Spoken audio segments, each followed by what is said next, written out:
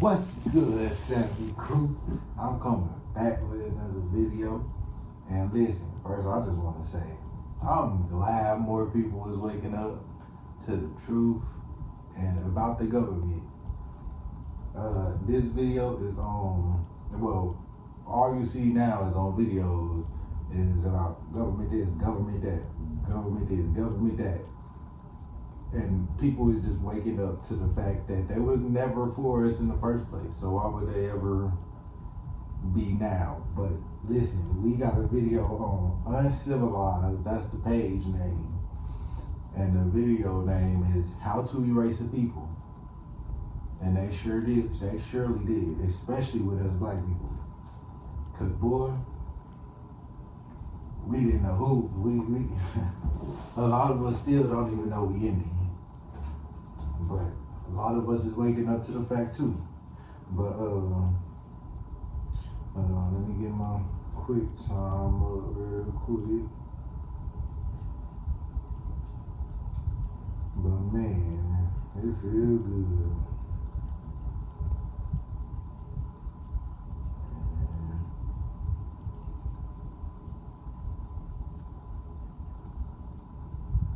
She gonna be talking about cause at first when people was waking up, it was just like, well, not waking up, it was people only talking about this on like if they was controlled opposition, acting like they was going against the grain, but really they was still being controlled by them. But this right here is like a real person, and they did some pretty good work, and I had to subscribe for this. But let's just jump straight into it. And it's talking about her, how they is doing her people today in Gaza, and how they did us Indians, us black people.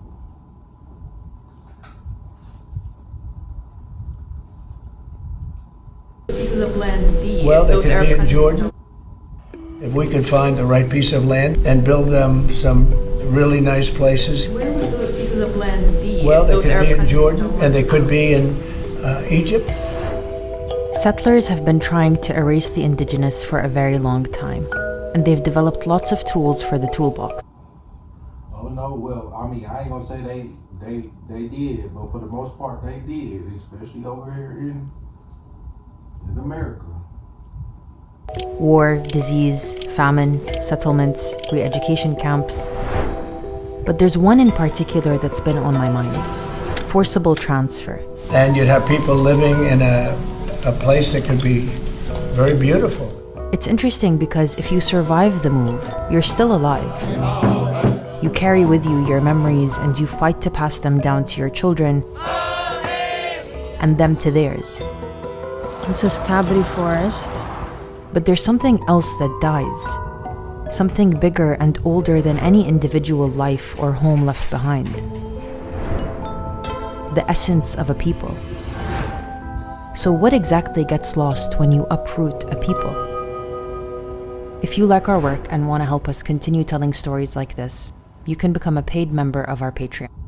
And I'm gonna use this analogy again because I love using this.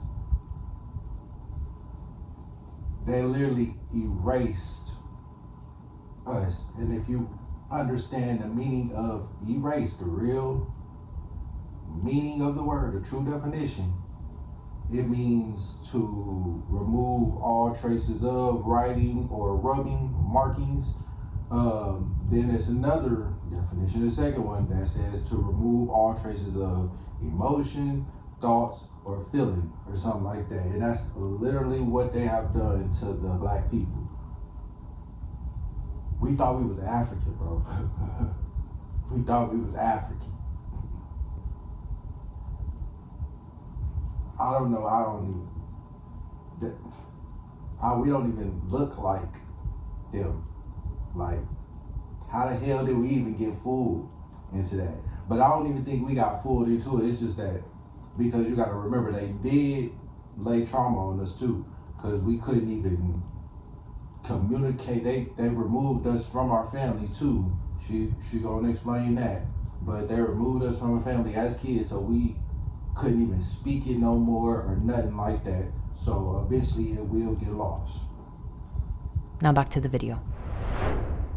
Honestly, I've known the people of Gaza for a long time because I used to come support at the two medical schools before. From the moment I saw this painting, I was mesmerized. Mostly by her hands. They're big and strong, and she carries all those oranges effortlessly, like her hands were made for it. She feels really familiar and looks so out of place. It's called The Immigrant by Palestinian artist Sleiman Mansour.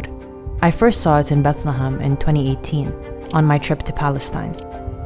I was there alone, going through the grief and honor of being back on our land, not just for myself, but for the whole family. Because I was the first person able to actually go back. So I logged everything. Looking through all the... And I'm glad you did, because I've been covering this topic. I covered it about maybe 2, 3, maybe 4 videos, but for sure 3 videos, for sure, that I've covered on what's going on over there in Gaza. And I was thinking it was fake because, of course, you know, they got to stage everything. But then again, at the same time, I was thinking it can't be because they was trying to keep it hidden for so long, it just eventually got out. So that's when I started believing, like, oh snap, this is actually real. Because anything that they put in front of us, if they showing it and trying to make it seem like something it ain't, then yeah, most of the time it ain't nothing. But if they trying to hide it and keep it concealed and don't want to put it on TV and like, you know what I'm saying, that's what you really need to pay attention to. If they put it in your face, that's like the donut in your face for the person on the treadmill or something, for the big person on the treadmill. You ain't gonna never get it, but it's a distraction. You feel me what I'm saying? Now, it's mostly of the land. Especially when I got to what used to be our village, Al-Kabri. It's on the outskirts of Akka, in the north of occupied Palestine. Our village is one of over 500 Palestinian towns and villages that were destroyed when Zionist militias ethnically cleansed Palestine. I took lots of pictures for my family to see, and for myself. It's like we never existed. To try to hold on to it. To this plot of earth that, to Israelis, is now a highway, a national forest, and a kibbutz.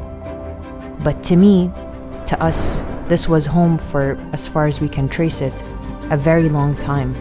We were driving through the kibbutz that they built, and you should see the trees that they have. I swear to God, a pomegranate tree with the biggest, fattest, ripest, most red pomegranate.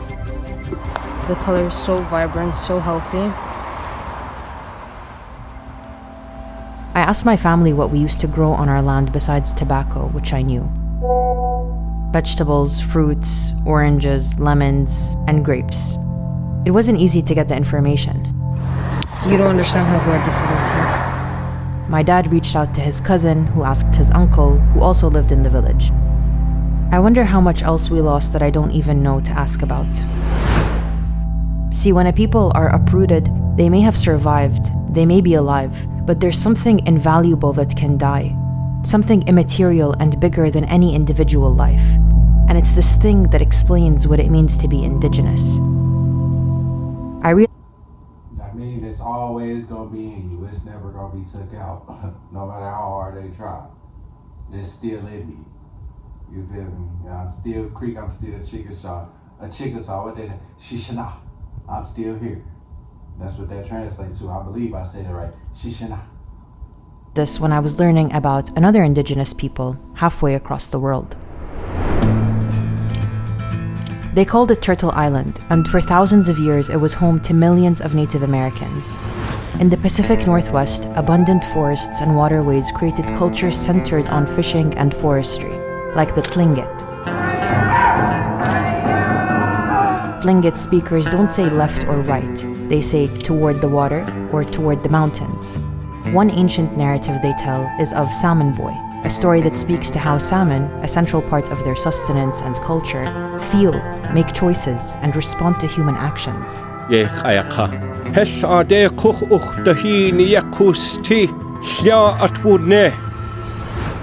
In the Great Plains, bison herding was the main way of life for tribes like the Lakota. So life followed the herds and was nomadic. And I react reacted to a video of the Lakota Medicine Man on my channel. And he was talking about pretty much the history and the heritage of it.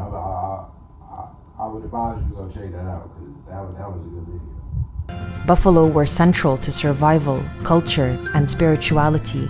They clothed us, they fed us, they gave us inner strength to carry on. The buffalo adopted the Indian, the Lakota, as his younger brother.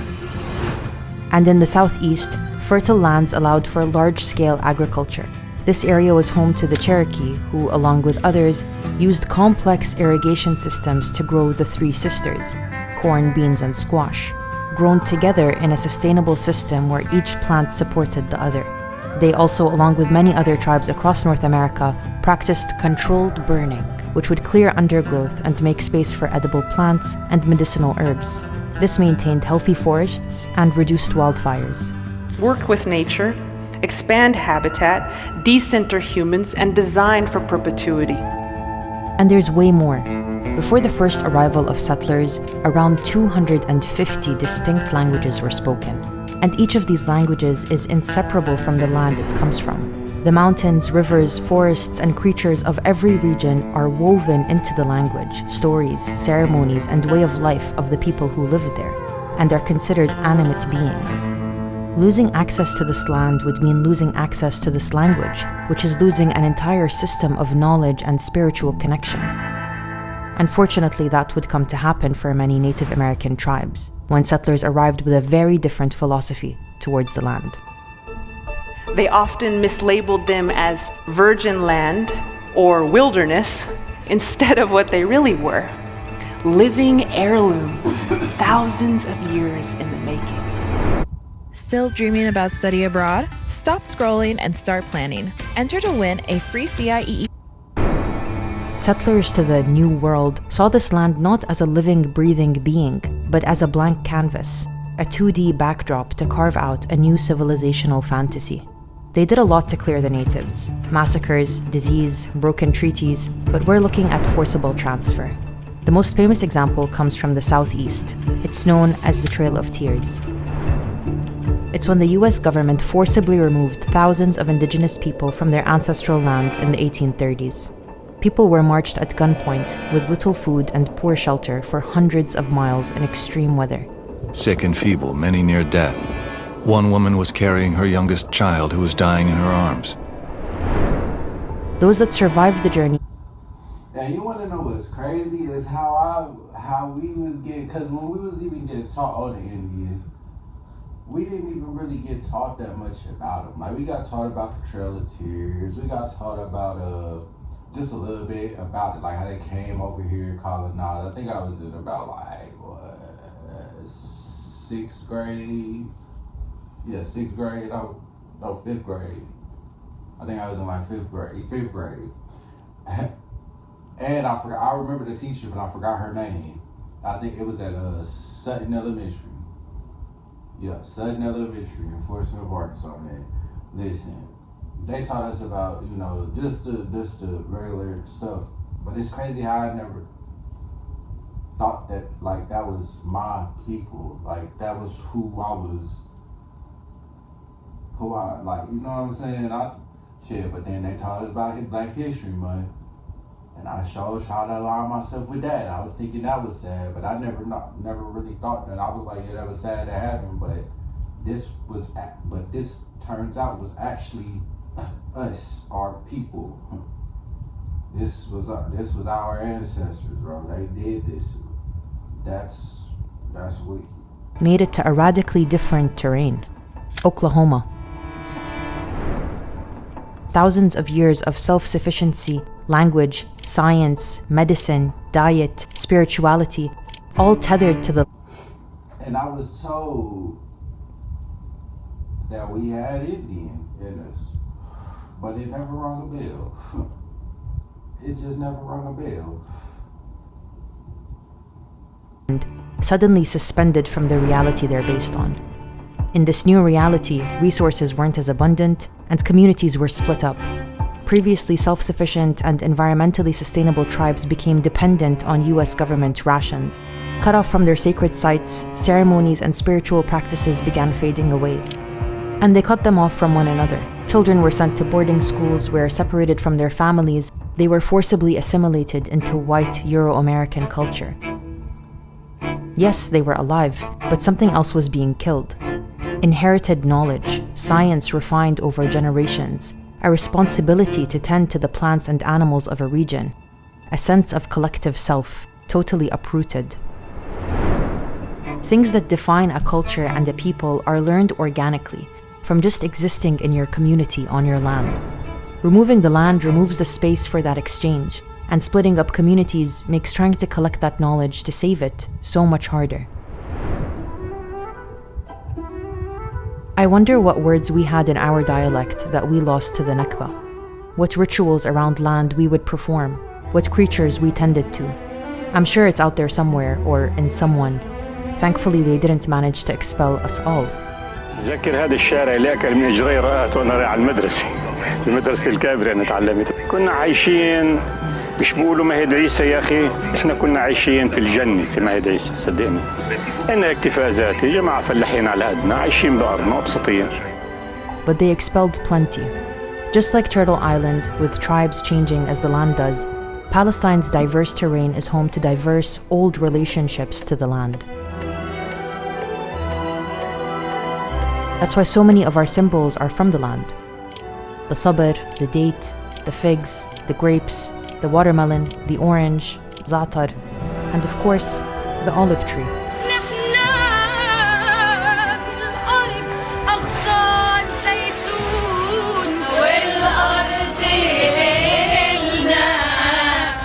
Every year after the first rainfall of October, it's harvesting season. Families gather to pick trees that are hundreds of years old on groves passed down from generation to generation. When you ask them, for example, how do you think your olive yield is going to be this year? Their answer is always about, depends on my service. They believe they are serving the tree. And I know this all sounds so romantic in some way, but actually it's still in the language. They call it service. It is a relationship based on reciprocity rather than one person using the soil and abusing the soil to get the crop they want. The land finds its way into Palestinian clothing too. The embroidery, or tatriz, on women's clothing would reflect the area, town, or village of the person wearing it, and the natural landscape of every region. And the land is central in our music and our dance.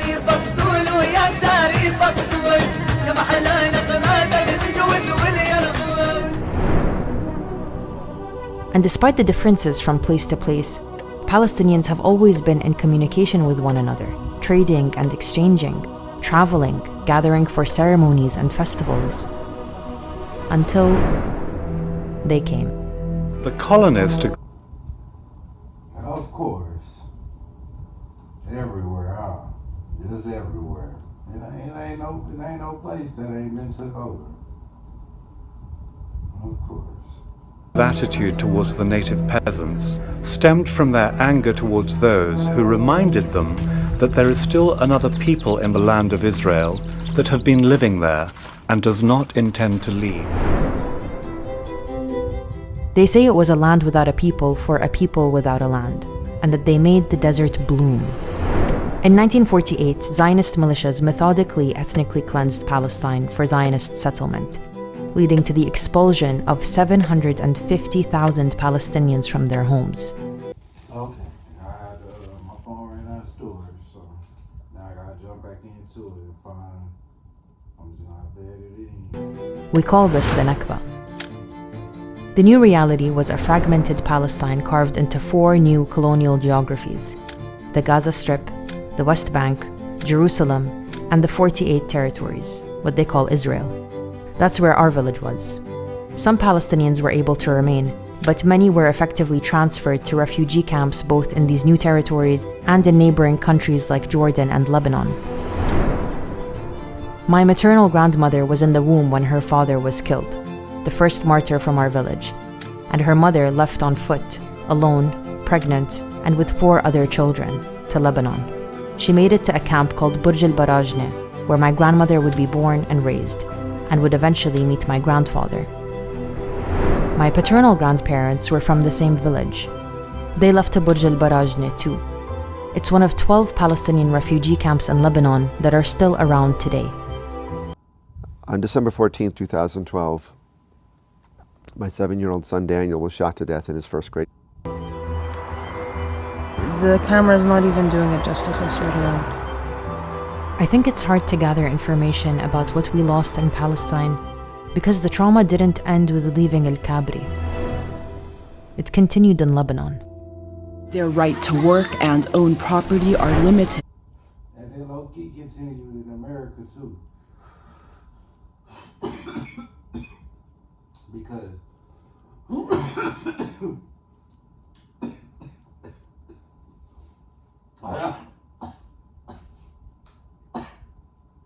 okay, but it continued in America too, because little did we know that trauma actually got passed down to us too. It's in our DNA. That's why for years we was told don't question nothing, because guess what? When we was slaves, we couldn't question nothing. So that little stuff just get passed down. We went through some, we had seen some, or our ancestors had seen some stuff. We got shoes and stuff, little books made out of us and stuff like that, and all types of craziness. We got, boy, the kids had to watch the shit in front of them, some shit. So yeah, we got trauma all through us, but finding out who we truly is, not no Africans, but indigenous, and finding, because when you watch the videos on them and find out who they was, for real, not what school was teaching you, like learning about the actual culture and heritage and what they traditions and stuff, man, that stuff is so empowering, and that's probably why they didn't want us to know, because boy, we was some warriors, and that's why we still warriors today. Just warriors for the wrong thing. By Lebanese law. Life in Lebanon for Palestinian refugees was not easy. They left behind their property and their wealth and their lives to start from scratch in a new place, where they were and still are barred from working in 39 different fields, including law, engineering, and medicine. اللي بعتذر منك ما مشغل فلسطينية. قلت له بس بدي اسالك سؤال، انه انت مراءك خلقت لبناني، يعني بمراءك انت خلقت لبناني وانا خلقت فلسطيني؟ قال لي مش من عنا، الوزارة ما بتقبل تشغل فلسطيني. And then in 1975, there was the Lebanese Civil War. The toll of human life is horrifying, which started when Lebanese Falangist militias ambushed a bus carrying Palestinian civilians, killing 27 people. When Jordan expelled the Palestinian guerrillas in 1970, many of them moved into Lebanon, from whose southern border they could stage raids against Israel. We are against the Palestinian because we think that the whole problem is the Palestinian. We have 450,000 Palestinians in Lebanon. This is our problem. The war lasted 15 years and saw thousands of Palestinians massacred. The ruins of a Palestinian refugee camp on the outskirts of Beirut. The immensity of the crime shocked the world. The killers, members of a Lebanese rightist militia, got away as easily as they had arrived. To do so, they had to pass through Israeli lines. During the war, Israel invaded Lebanon, overseeing massacres and bombing campaigns. My aunt Buran was killed when Israel bombed the bus she was on in 1982. I guess that's it. What's been passed down to me about Al-Kabri is factual. What we grew, who our neighbors were, how we lived. But there's information I crave that I'm not sure survived in our family. How did we tend to these plants? When did we harvest? What did we call a specific bud? What plants did we use medicinally? Like most Palestinian refugees, they left in a hurry with their keys in their pockets, expecting to come back. I don't think they had the time or luxury to pause and collect these tidbits in the middle of more unfolding trauma. Thankfully, not all of us were transferred. Many remained and continue to keep these traditions alive and are working on preserving and reviving them for future generations. But Israel continues to try to forcibly remove Palestinians from their land. either explicitly to make sure that Gaza never poses a threat to Israel again. President Trump is taking it to a much higher level. or by making life so unlivable that Palestinians might voluntarily leave. Families on the move, just some of the tens of thousands of Palestinians whom Israeli soldiers have forced from their homes in the occupied West Bank. What they did to Gaza, they're now doing to us. In the West Bank, it looks like home demolitions, land seizures, tearing up roads, denying electricity, denying water.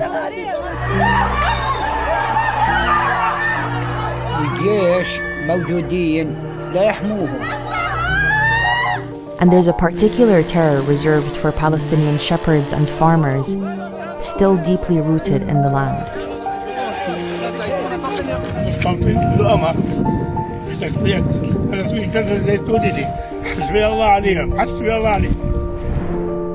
And in Gaza, getting people to voluntarily leave looks like maintaining a suffocating, oppressive siege, where at one point, Israel even controlled how many calories made it in. They also did and still doing that to us, removing the trees. And of course, indiscriminately Well, I don't know about it more, because right now the government shut down, so I don't know about it right now, but... decimating the strip. Its people, its So they say, but it's a whole nother agenda behind that too as well. infrastructure, and its land. The orchards, farms, trees, soil, groundwater, sea, and air were all directly targeted to make Gaza unlivable, to break the connection to the land by breaking the land. شجر الزيتون هذا كله هان مات تعرض لضربة قوية. It wasn't just a genocide, it was also ecocide. How many olive trees did you have? 4,500. And how many of them did Israel destroy during this genocide? All. Is this the first time that Israel has destroyed your olive groves? No, the fourth time. But in the face of all this violence and terror, Palestinians remain. And not only do they remain, they return. Started to smell like Gaza.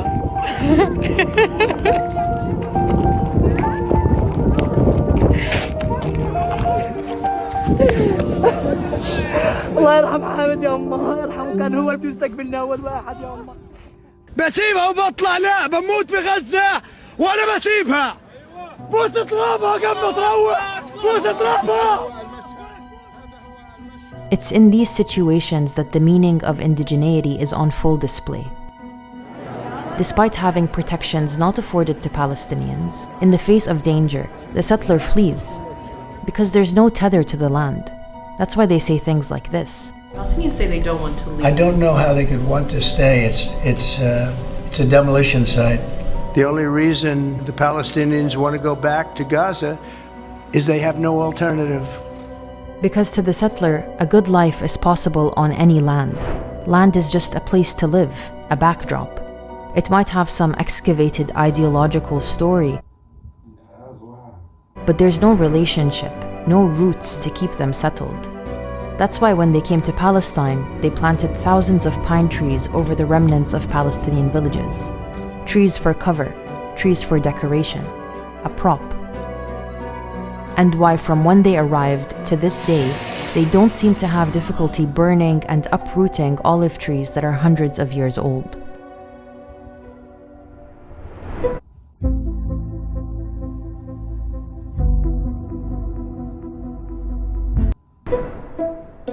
According to an Iroquois story of creation, the world was made when Sky Woman fell from above and was saved by the animals below. The geese caught her, the turtle. And now she's talking about how the Indian story of creation of humanity started. Carried her, and the muskrat dove to the bottom of the sea to bring her mud that she would use to make land. She spread the mud across the turtle's back and began to sing and dance in appreciation. And as she did, the land grew and grew from a smear of mud to what we know as the earth. It's why they call North America Turtle Island. The story speaks to a central philosophy in their culture, that the land is not our property, isn't ours to own. It welcomed us, saved us, and we feed it in return. It reminds me of how in Arabic we say أصحاب الأرض, which literally translates to friends of the land. سامحنا لأن إحنا ما إحناش قادرين نحافظ عليك.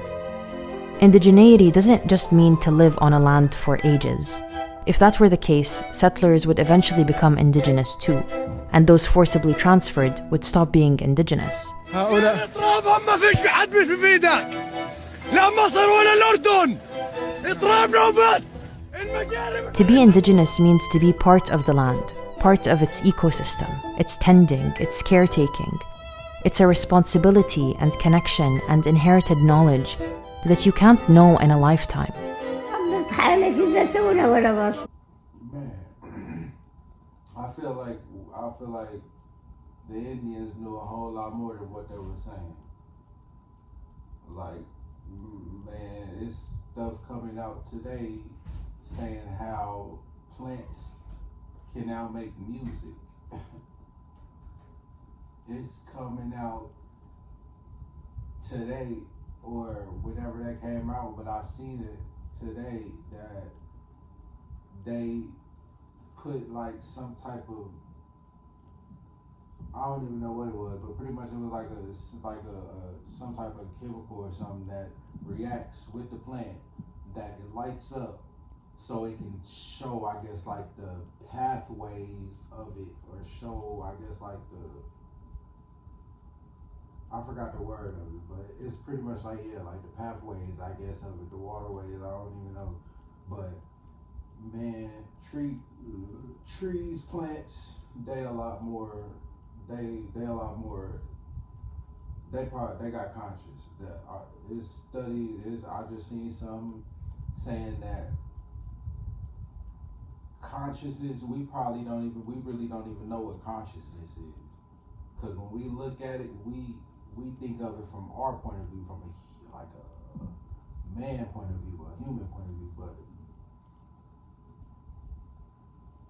we don't know what animals know, what dolphins know. We know they smart, but we don't really know how smart they is. We know whales and all that is smart, but we don't really know how smart they is. Dogs, all that other stuff, their consciousness, you probably don't know what they know, which is how they're able to do all the things that they can learn to do.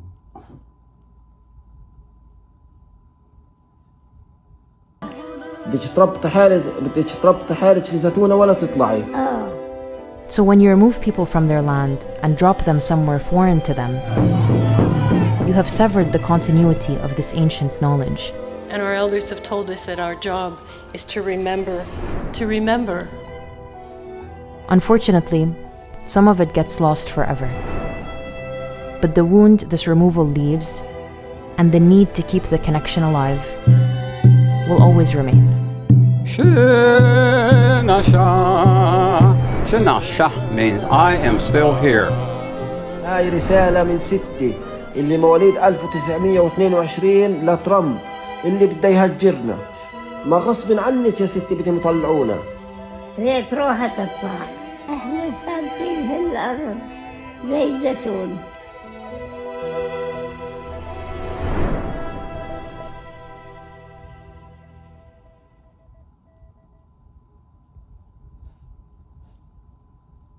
There's a growing interest in socialism among young people in America, but do they know about its... I ain't gonna lie, I can feel that last part. For sure. I'm planted in there. I'm planted in the land like roots, you said. No cow, you planted in that land like roots. I heard it from Nipsey Hussle.